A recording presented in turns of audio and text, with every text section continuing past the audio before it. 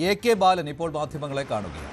Party Malappuram ജില്ലാ മുൻ സെക്രട്ടറിയുമായ സഖാവ് മോഹൻദാസിൻ്റെ അകാല വിയോഗവുമായി ബന്ധപ്പെട്ടുകൊണ്ട് ഇന്നലെ വരാൻ സാധിക്കാത്തത് കൊണ്ടാണ് ഇന്ന് വന്നത്.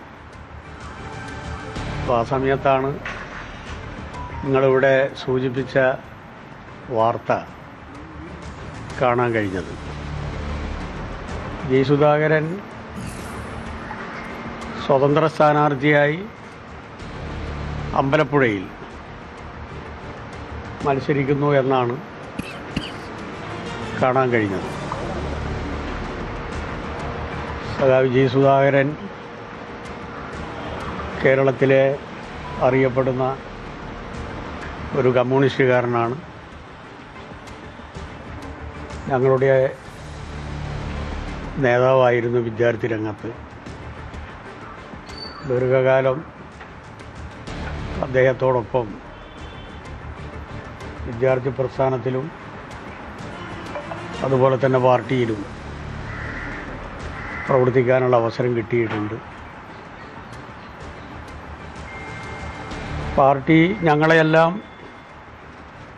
നല്ല രൂപത്തിൽ പ്രോത്സാഹിപ്പിച്ചു.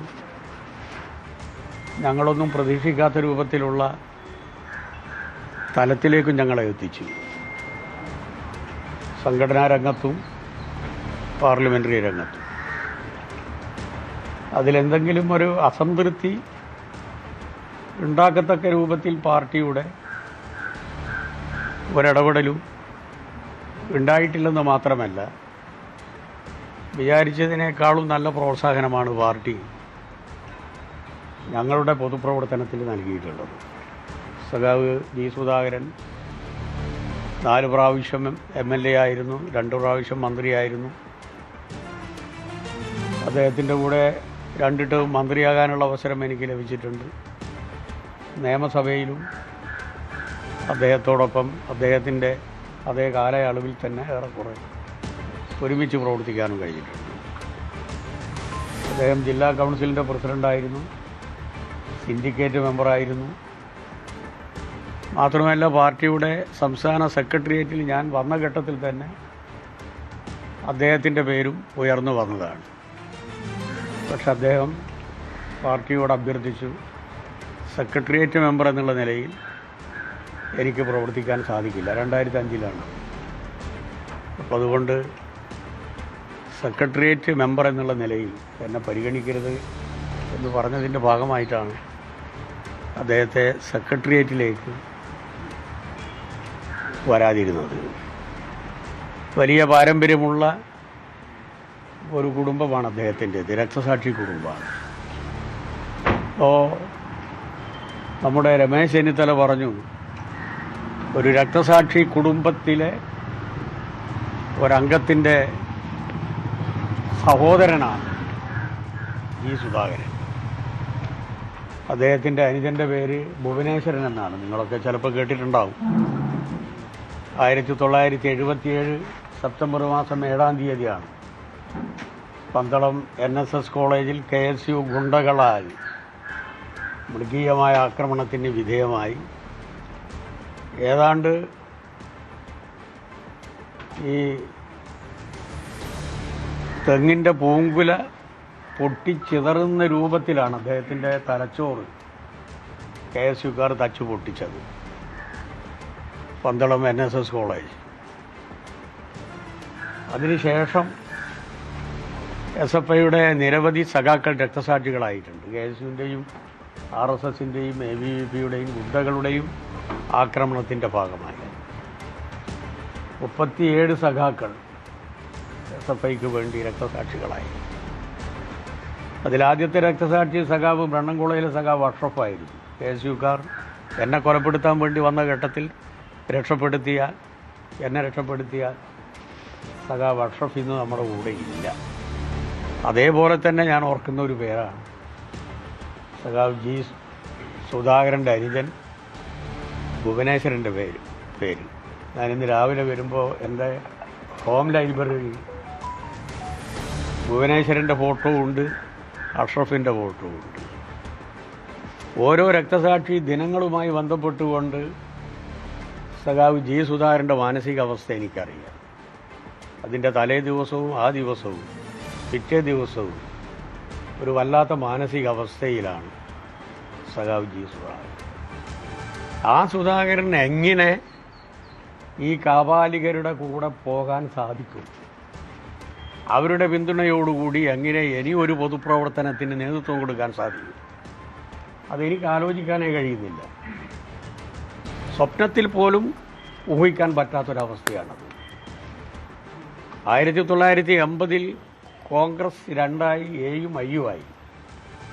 എ ഞങ്ങളുടെ കൂടെയായിരുന്നു. അന്ന് KSUവിലെ എ വിഭാഗം SFIയുമായി സഹകരിച്ചു. അന്ന് ഞാൻ SFIയുടെ സംസ്ഥാന സെക്രട്ടറി ആയിരുന്നു. അന്ന് KSUവിൻ്റെ സംസ്ഥാന പ്രസിഡന്റ് ചെറിയാൻ ഫിലിപ്പായിരുന്നു. ഞങ്ങൾ KSU എയുമായി മുന്നണി ഉണ്ടാക്കിയതിൽ അതിശക്തമായി പ്രതിഷേധിച്ച ഒരാളാണ് ജി സുധാകരൻ. എന്നെ വിളിച്ചിട്ട് അന്ന് അദ്ദേഹം പറഞ്ഞത് ആലപ്പുഴയിൽ ഈ മുന്നണി ഉണ്ടാകില്ല എന്നാണ്. ഞാൻ പറഞ്ഞതിൻ്റെ അർത്ഥം അത്രത്തോളം കോൺഗ്രസ് വിരുദ്ധതയുള്ള ഒരു സഖാവ് എങ്ങനെ ഈ ഒരു മാനസികാവസ്ഥയിലെത്തി? എങ്ങനെ അദ്ദേഹത്തിൻ്റെ അനുജൻ രക്തസാക്ഷി സഖാവ് ജി ഭുവനേശ്വരൻ്റെ പേര് ഓർക്കാൻ സാധിക്കും? കുറ്റബോധം കൊണ്ട് ഓരോ ദിവസവും അദ്ദേഹം മാനസികമായി തകരുമെന്ന കാര്യത്തിൽ എനിക്ക് സംശയമില്ല. കാരണം അദ്ദേഹത്തിൻ്റെ മാനസികാവസ്ഥ എനിക്ക് നന്നായിട്ടറിയാം. ഞാനേറെ സ്നേഹിക്കുന്ന ബഹുമാനിക്കുന്ന ഒരാൾ കൂടിയാണ് സഖാവ് ജി സുധാകരൻ. ഞങ്ങൾ വിദ്യാർത്ഥി രംഗത്ത് ഒന്നായിട്ട് പ്രവർത്തിക്കുമ്പോൾ അത്രയും നല്ല മാനസിക ബന്ധങ്ങളുണ്ടായി. ആ സുധാകരൻ നേതൃത്വം കൊടുത്ത് വളർത്തിയെടുത്ത SFIയുടെ വളർച്ച KSUവിൻ്റെയും ABVPയുടെയും തകർച്ചയുടെ ഭാഗമായിട്ടാണ്. അതിന് നേതൃത്വം കൊടുത്ത ഒരാളാണ് സഖാവ് ജി സുധാകരൻ. അതിന് അദ്ദേഹം നൽകിയിട്ടുള്ള സംഭാവന എന്ന് പറയുന്നത് ഞങ്ങളാരും മറക്കില്ല. ഒരു രക്തസാക്ഷി കുടുംബമാണ് എന്ന് KSUക്കാർ പറയുമ്പോൾ, കോൺഗ്രസ്സുകാർ പറയുമ്പോൾ, KPCC പ്രസിഡന്റ് പറയുമ്പോൾ, പ്രതിപക്ഷ നേതാവ് പറയുമ്പോൾ, രമേശ് ചെന്നിത്തല പറയുമ്പോൾ ആരായിരുന്നു സുധാകരൻ്റെ അനുജനെ കൊലപ്പെടുത്തിയത്? ആ പ്രസ്ഥാനവുമായി എങ്ങനെയാണ് ജി സുധാകരന് ബന്ധപ്പെടാൻ സാധിക്കുക? ഒരു സംശയവും വേണ്ട, ജി സുധാകരൻ്റെ മനസ്സതിന് വിധേയമാകില്ല എന്ന് എനിക്ക് ഉറപ്പാണ്. ഒരു വല്ലാത്ത മാനസികാവസ്ഥയിൽ അദ്ദേഹം എത്തും. ഇടതുപക്ഷ ജനാധിപത്യ മുന്നണിക്കെതിരായി ഏത് ഘട്ടത്തിലാണ് അദ്ദേഹം സ്വതന്ത്ര സ്ഥാനാർത്ഥിയായി കോൺഗ്രസിൻ്റെ സഹായത്തോടു കൂടി മത്സരിക്കുന്നത്? ഇന്ത്യയിലെ കമ്മ്യൂണിസ്റ്റ് പ്രസ്ഥാനം, കേരളത്തിലെ കമ്മ്യൂണിസ്റ്റ് പ്രസ്ഥാനം, പ്രത്യേകിച്ച് ഇടതുപക്ഷ മുന്നണി ഏറ്റവും വലിയ പ്രതിസന്ധിയെയും വെല്ലുവിളികളെയും നേരിടുന്നൊരു ഘട്ടത്തിൽ എങ്ങനെ കോൺഗ്രസിൻ്റെ കൂടെ പോയി ഒരു സ്ഥാനാർത്ഥിയാകാൻ അദ്ദേഹത്തിന് സാധിക്കും?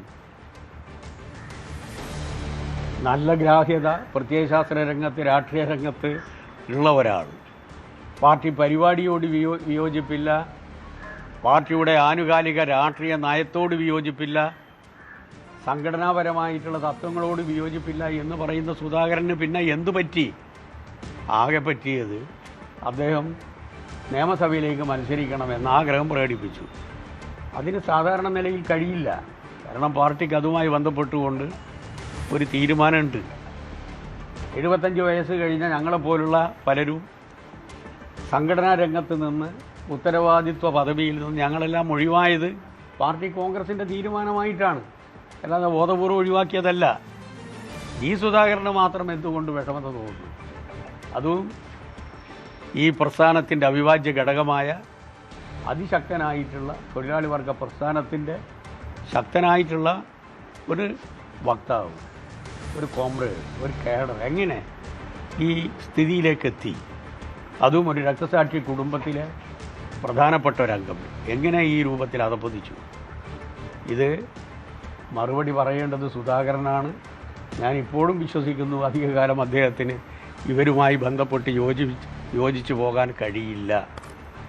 വൈകാരികമായ രീതിയിലുള്ള പ്രതികരണമാണ് AK ബാലൻ നടത്തുന്നത്. എങ്ങനെ സുധാകരന് കോൺഗ്രസ് പാളയത്തിലേക്ക് പോകാൻ കഴിയുന്നു എന്നുള്ള പ്രതികരണം AK ബാലന്റെ പക്ഷത്ത് നിന്ന്. പാർട്ടി ഔദ്യോഗികമായിട്ടുള്ള ഒരു പ്രതികരണത്തിലേക്ക് വന്നിട്ടില്ല. പക്ഷേ CPM general secretary MA baby ഇതേക്കുറിച്ച് പറഞ്ഞത് പാർട്ടി ആലോചിച്ച് ഒരു തീരുമാനമെടുക്കും എന്നുള്ളത്.